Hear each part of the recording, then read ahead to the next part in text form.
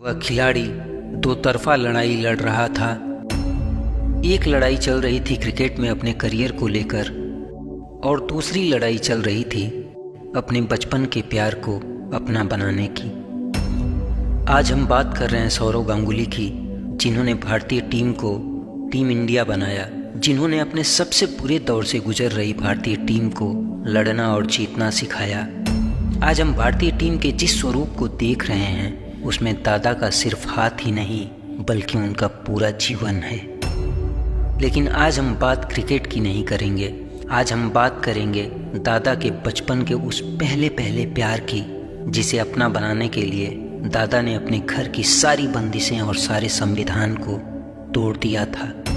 एक ही लड़की की मांग में 2 बार सिंदूर भरने की एक कहानी भारतीय क्रिकेट की सबसे खास प्रेम कहानी है। जिस तरह सौरव गांगुली बतौर कप्तान और खिलाड़ी अपने दिलेरी के लिए जाने गए, उससे ज़्यादा साहस गांगुली ने अपने बचपन के प्यार का, या यूं कहें कि अपने पहले पहले प्यार को अपना बनाकर दिखाया था। ये कहानी शुरू होती है कोलकाता के बेहाला से, जहां 2 परिवार एक दूसरे के पड़ोसी थे। दोनों परिवारों में काफ़ी गहरा लगाव था। सुबह और शाम का मिलना जुलना था। उत्सव और त्योहारों को एक दूसरे के साथ सेलिब्रेट किया जाता था। सुख और दुख में एक दूसरे का साथ दिया जाता था। और इन्हीं दोनों परिवारों के 2 छोटे छोटे बच्चों के दिलों में अंकुरित हो रही थी कुछ भावनाएं। ये बच्चे कोई और नहीं बल्कि सौरव और डोना थे, और उन दोनों बच्चों के दोस्ती के बीच अंकुरित हो रही यही भावनाएं आगे चलकर परिवर्तित हो जाती हैं उनके पहले पहले प्यार में। गांगुली और डोना की ये प्रेम कहानी जानने से पहले आइए थोड़ा सा जानते हैं कि ये पहला पहला प्यार आखिर होता है क्या। अमूमन हमारे जीवन में हर चीज़ का कोई ना कोई विकल्प मौजूद होता है, लेकिन पहले प्यार का हमारे जीवन में कोई भी विकल्प मौजूद नहीं होता है। अचानक किसी का हमें अच्छा लगने लगना और फिर कुछ ही मुलाकातों में उसका पूरी ज़िंदगी बन जाना। हर पल मन में कुछ बेचैनी, कुछ उम्मीद सी महसूस होती है। सब कुछ होने के बाद कहीं कुछ कमी सी लगती है। कभी आप अचानक मौन हो जाएं, कभी अचानक आपके शब्द खो जाएं, अपने आप की खबर ना रहे और स्वयं का अस्तित्व किसी और में घुल जाए। कुछ ऐसा ही होता है पहला पहला प्यार। उसका जिक्र छेड़ते ही प्यार की खुशबू आती है। उसका नाम सुनते ही चेहरे पर शर्म की लाली छा जाती है। पूरी रात इधर उधर करवटें बदल कर बीत जाती हैं। नींद आती नहीं, आए भी तो कैसे। आंखें बंद करते ही उसका चेहरा सामने आ जाता है। कुछ ऐसा ही होता है पहला पहला प्यार। कभी शेरो शायरी और कविता की ओर ध्यान न देने वाले आप दिन भर कविता और गज़ल सुनने में बिता देते हैं। अचानक से जगजीत सिंह आपके फेवरेट हो जाते हैं। अचानक से आप डॉक्टर कुमार विश्वास को गुनगुनाने लगते हैं। कोई दीवाना कहता है, कोई पागल समझता है, मगर धरती की बेचैनी को बस बादल समझता है। रोमांटिक फिल्में देखना और उसकी परिस्थितियों से अपने आप को जोड़ लेना, आपको ये सब कुछ अच्छा लगने लगता है। आधी रात को भी आपका फ़ोन बजे तो लगता है उसी का फ़ोन है। उसको देखकर आपके दिल की धड़कन बढ़ जाती है, मानो आप मीलों से भाग कर चले आ रहे हों। उससे मिलने के बाद, घंटों बातें करने के बाद भी आपको लगता है कि काश थोड़ा वक्त और मिल जाता, या काश इस मुलाकात का अंजाम कभी जुदाई ना होता। उसकी हर बेवकूफ़ी और गलती आपको क्यूट लगने लगती है। आपको ये सब कुछ अच्छा लगने लगता है। कुछ ऐसा ही होता है पहला पहला प्यार। और बिल्कुल कुछ ऐसे ही एहसास अंकुरित हो रहे थे उन 2 छोटे छोटे बच्चों के बीच, यानी सौरव और डोना के बीच।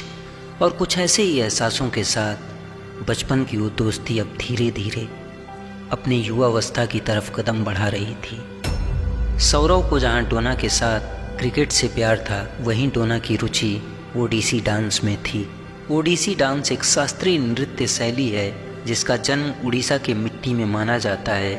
खैर, जहाँ डोना नृत्य में, वहीं सौरव गांगुली क्रिकेट में अपने प्यार के साथ साथ अपने भविष्य को तलाश रहे थे। लेकिन बदलते वक्त को उनकी ये चाहत उनका ये प्यार, उनका ये रिश्ता मंजूर नहीं था।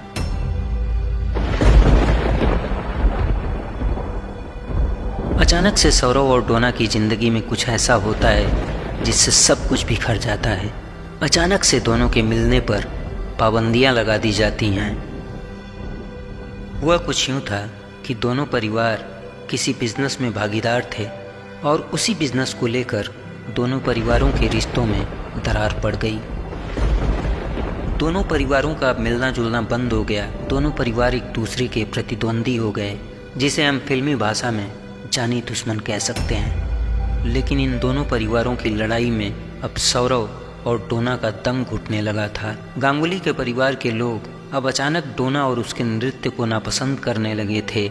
सौरव सेंट जेवियर स्कूल में पढ़ते थे, जबकि डोना लोरिटो कॉन्वेंट स्कूल की छात्रा थी। स्कूल जाने के बहाने ही गांगुली और डोना एक दूसरे से मिलते रहे।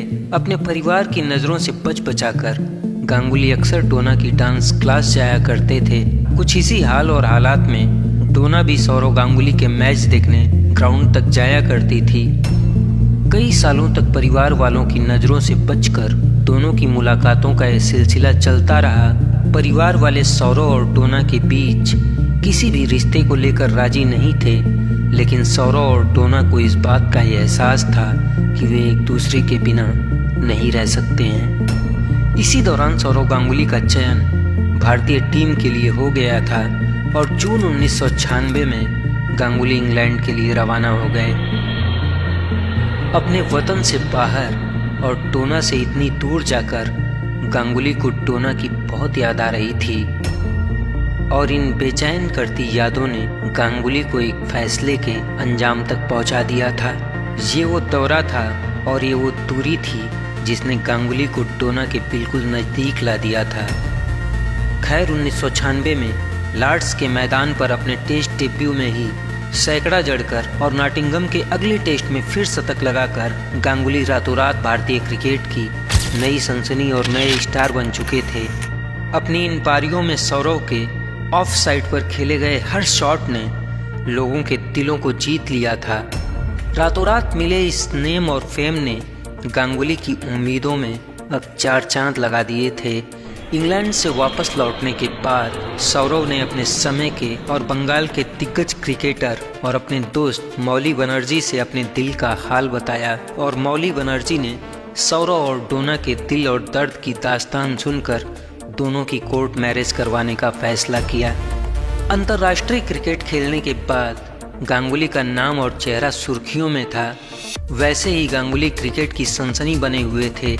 ऐसे में जब सौरव डोना के साथ कोर्ट पहुंचे तो मीडिया कर्मियों ने सौरव और डोना को वहां पे घेर लिया। लिहाजा दोनों को अपने कोर्ट मैरिज का प्लान रद्द करके वापस आना पड़ा। 12 अगस्त 1996 को कोर्ट परिसर से वापस आने के बाद मौली बनर्जी ने मैरिज रजिस्ट्रार श्याम सुंदर गुप्ता को अपने घर पर ही बुलाया और दोनों की कोर्ट मैरिज करवा दी। लेकिन कुछ ही महीने में सौरव और डोना की इस शादी का राज जब खुला तब दोनों परिवारों में हड़कंप मच गया। दोनों को लाख समझाने के बाद भी दोनों अपनी अपनी जिद पर अड़े रहे। सौरव गांगुली को डोना से कम या ज़्यादा कुछ भी मंजूर नहीं था। परिवार वालों ने बहुत संघर्ष किया, बहुत मनाने की कोशिश की, लेकिन गांगुली किसी की कुछ भी सुनने के लिए तैयार नहीं थे। लिहाजा दोनों परिवारों को अपने दुश्मनी और अहंकार का अंत करके इस प्रेम कहानी को स्वीकार करना पड़ा। 21 फरवरी 1997 को परिजनों की उपस्थिति में दोनों की शादी दोबारा आयोजित की गई।